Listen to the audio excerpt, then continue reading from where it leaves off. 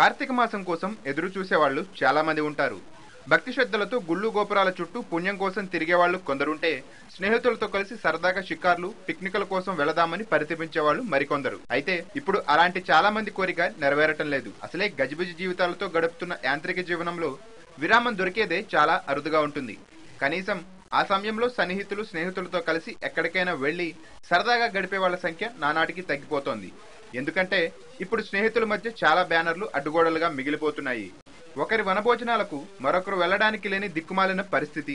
కులాల వారీగా విడిపోయి వనభోజనాలు పెట్టుకుంటున్న నేటి తరుణంలో కలిసి ఓ చోటుకు వెళ్లలేక విడివిడిగా తమ కులాల విభజనలో దూరమవుతున్నారు. కార్తీక మాసం ఇప్పుడు కలుషితమైనట్టుగా కనిపిస్తోంది. ప్రపంచీకరణ నేపథ్యంలో కులాల మధ్య అంతరాలు చెరిగిపోతుంటే ఇలాంటి వనభోజనాలు, కార్తీక సమారాధనలు మళ్లీ కులం పేరును తెరపైకి తీసుకొస్తున్నాయి.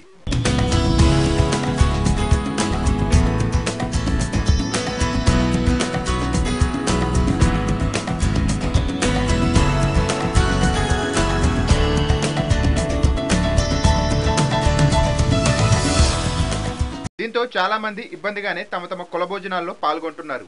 ఈ కుల భోజనాలతో రాబోయే తరాల్లో కులమనే విషబీజాలు నాటడం ఎంతవరకు సమంజసమంటూ ప్రశ్నిస్తున్నారు విద్యావేత్తలు.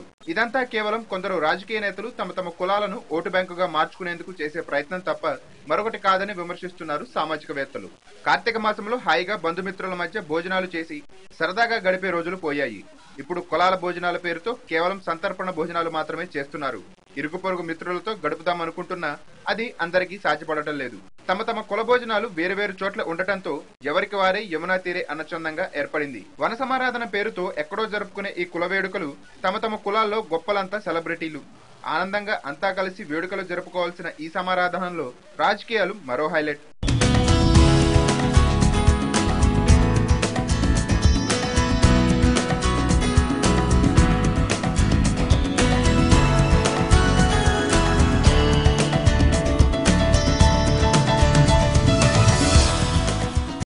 ఏదో ఒక గంట కాలక్షేపానికి ఏవో గేమ్స్ ఆడించి మమ అనిపించేసి హౌజీ ఆట పేరుతో అందరినీ స్టేజ్ దగ్గర కట్టిపడేసి ఓ 4-5 నెంబర్లు తీయటం, మధ్య మధ్యలో పెద్దోళ్లు చెప్పే సోది వినటం.